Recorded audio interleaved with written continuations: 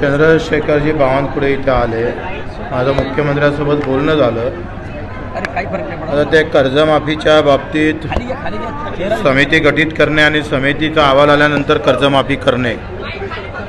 आता विषय राहिला का कर्जमाफी नेमकी समिती कधी गठीत करणार आणि समितीचा अहवाल किती दिवसात येणार आणि मग किती दिवसात तुम्ही कर्जमाफी करणार, हा विषय तिथे महत्त्वाचा आहे. दिव्यांगाचे 6,000चे महिन्याची मागणी केली होती. ते जून महिन्याच्या होणाऱ्या अधिवेशनामध्ये पुरवणी मागणीमध्ये त्याची तरतूद करू म्हणून त्यांनी सांगितलं. आता या दोनही गोष्टीबाबत बाकीच्या बाबतीत त्यांनी मिटिंगा घेतल्या ते पण सांगितलं. आता या सगळ्या संदर्भात मी सध्या तरी एकटा निर्णय घेऊ शकत नाही.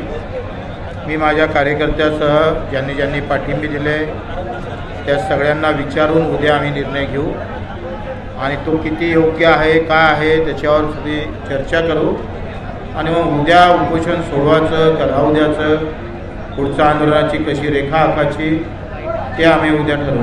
आता हा थोडा किचकटचा आपण सगळेजण बसू. आता सगळेला विचारत बसतो म्हटलं तर एवढा विषय जाणार नाही. आपण 50 ते 60 लोक आम्ही बसू आणि आज निर्णय घेतल्यापेक्षा सगळ्याला विचारात घेऊन काय असेल तर CM साहेबासोबत अधिक बोलून त्याच्यात अधिक काही मार्ग निघते का, किती दिवसात होऊ शकते, काय होऊ शकते, कशा पद्धतीनं होऊ शकते. त्याच्यानं मला वाटते बावनकुळेजी तुम्ही इथं आलात, आम्ही तुमची खूप वाट पाहत होतोय. म्हटलं पालकमंत्री आहे तुम्ही लवकर याल, आम्हाला जास्त दिवस उपाशी नाही ठेवणार कारण आम्ही 20 वर्ष सोबत राहिलेलं आहे, मित्रत्वाचं नातं आहे. पण तुम्ही आम्हाला 6 दिवस उपाशी ठेवलंच आखरी. आता अजून समोर ठेवू नका. आता अजूनही समोर ठेवायची तुम्ही मग घे झालं भुत्ते तू आता टोले. तर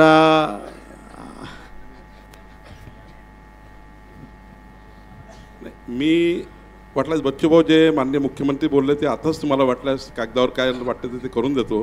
पण माझी विनंती काय आहे, आपण थोडा जरा हा राष्ट्रसंत तुकडोजी महाराजांचा हा परिसर आहे. साहेब यांच्यासोबत बोलणं झालं आणि आता बावनकुळे साहेबांसोबत पण चर्चा झाली.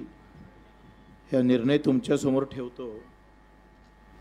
एकतर दिव्यांगाचं जे पेन्शन आहे 6,000 आपण मागणी केली आहे त्या संदर्भात येत्या पुरवणी मागण्यामध्ये ते पेन्शन वाढवल्या जाईल, त्याची तरतूद केल्या जाईल हे कबूल केलं दिव्यांगाच्या बाबतीत. आणि दुसरं असं का कर्जमाफीचे म्हणजे आपण सगळ्या 17 मागणीवर इथं आता चर्चा करू नये.